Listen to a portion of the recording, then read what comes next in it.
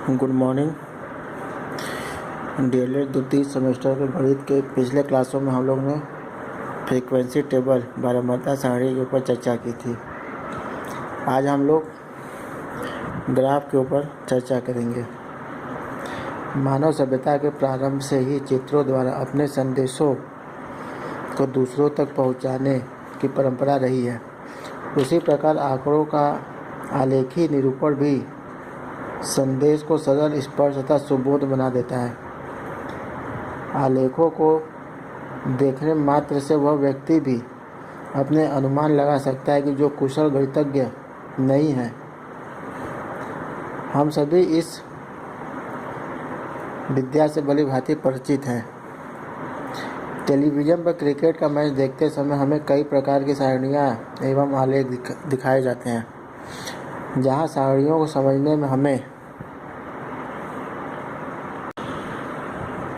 समय लगता है तथा अपने मस्तिष्क पर अतिरिक्त कार्य भी करना होता है। वही आलेखों को हम बहुत आसानी से समझ जाते हैं और विश्लेषित कर लेते हैं। आंकड़ों या प्राप्तांकों को ग्राफ के द्वारा प्रदर्शित करने को ग्राफीय चित्रण कहते हैं। यह प्रदर्शन वक्र अथवा रेखा के रूप में होता है। वक्र अथवा रेखा चित्र से आंकड़ों से संबंधित चरों के माध्यम जो संबंध होता है उसका स्वरूप स्पष्ट होता है।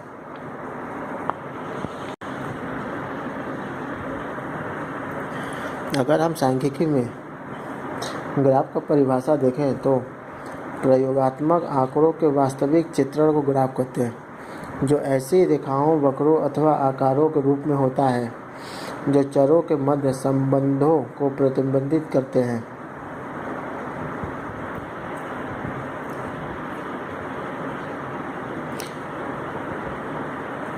ग्राफ आंकड़ों का वास्तविक चित्रण करता है।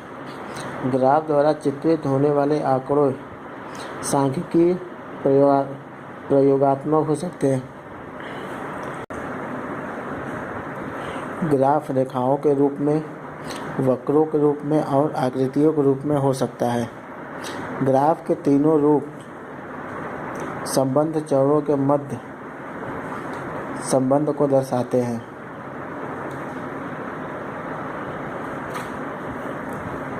इस ग्राफीय चित्रण का हमें लाभ क्या है? ग्राफ द्वारा जटिल पद्धतों को सार्थक बना दिया जाता है, जिससे वह सुगमता से समझ में आ जाते हैं। ग्राफ तुलनात्मक अध्ययन को सरल बनाते हैं। ग्राफ के द्वारा किसी आश्रित चर पर स्वतंत्र चर के प्रभाव को प्रदर्शित करने में सुविधा होती है। ग्राफ के द्वारा महत्वपूर्ण सांख्यिकीय निष्कर्ष सरलतापूर्वक ज्ञात किए जा सकते हैं।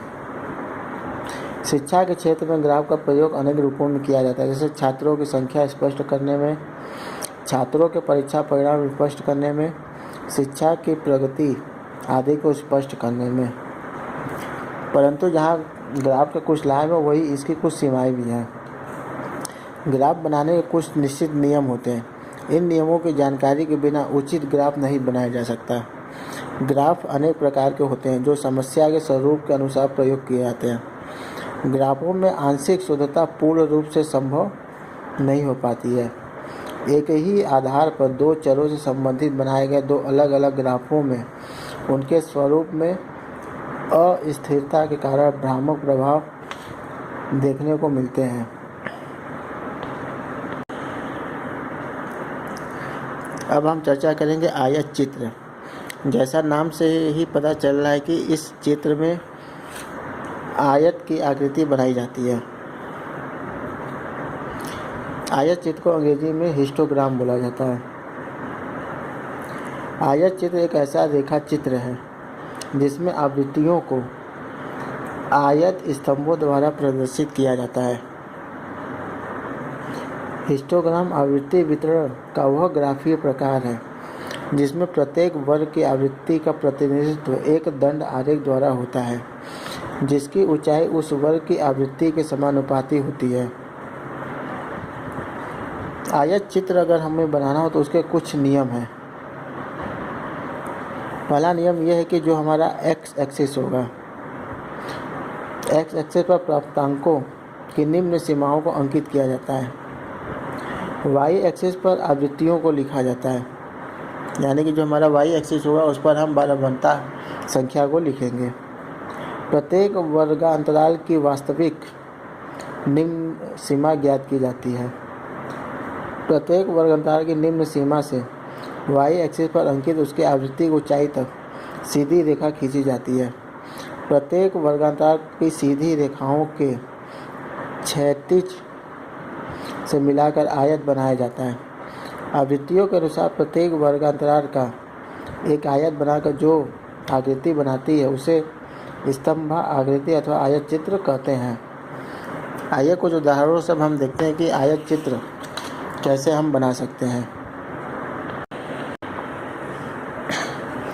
इस प्रश्न में हमें एक डाटा दिया हुआ है कि प्राथमिक विद्यालय जैतपुर के 1983, 1984, 1985 एवं 1986 वर्ष में छात्रों की संख्या क्रमशः 124, 180, 208 और 220 रही है। तो इस डाटा का अगर हम आयत चित्र या हिस्टोग्राम बनाए तो सबसे पहले जो हमारा एक्स एक्सिस रहेगा उस पर हम इस ईयर को दर्शाएंगे और जो हमारा वाई एक्सिस रहेगा उस पर हम इस दिए गए आंकड़ों को दर्शाएंगे, जो कि है छात्रों की संख्या।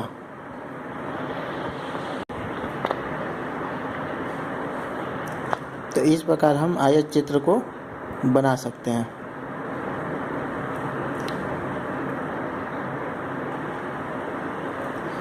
यहाँ पे जो हमें संख्याएं दी थी वो थी 124, 180, 208 और 220। तो इस तरह हम वाई एक्सिस पे 40-40 का विभाजन में संख्याओं को लिख सकते हैं, मल्टीपल में 40, 80, 120, 108, 200, 240। तो हम देखते हैं कि 1983 के क्रमशः छात्र संख्या 124 थी। तो 120 क्या होगा, 24 क्या होगा, 120 के थोड़ा सा ऊपर। तो इस प्रकार हम एक आयत बना लेंगे। इस प्रकार एक्स अक्ष पर हम लिख लेंगे वर्ष और जो हमारा वाई अक्ष पे होगा वो छात्रों की संख्या।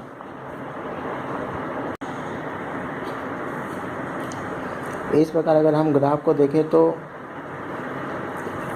सांख्यिकी में कई प्रकार के ग्राफ होते हैं, जैसे दंड आलेख यानी बार डायग्राम, आयत चित्र यानी हिस्टोग्राम, आयताकार आलेख, रैखिक आलेख, वृत्तीय आलेख जिसे हम पाई चार्ट भी कहते हैं, चित्रमय आलेख। तो यहाँ पे आपसे आयत चित्र के बारे में चर्चा की गई है। इसी प्रकार बार डायग्राम एक विमीय चित्र है जिसे बनाने के लिए केवल एक ही विस्तार ऊंचाई का प्रयोग किया जाता है। दंड चित्रों का प्रयोग ऐसे मूल्यों को प्रदर्शित करने के लिए किया जाता है जिसमें न्यूनतम एवं अधिकतम अंतर अधिक न हो। ये चित्र ऊर्ध्वाधर और क्षैतिज दोनों प्रकार के हो सकते हैं। साथ ही इनको आकर्षक बनाने के लिए रंग दिया जाता है। इनकी आकृति स्तंभ की आकृति के सदृश होती है, अतः इन्हें स्तंभ या दंड चित्र कहा जाता है।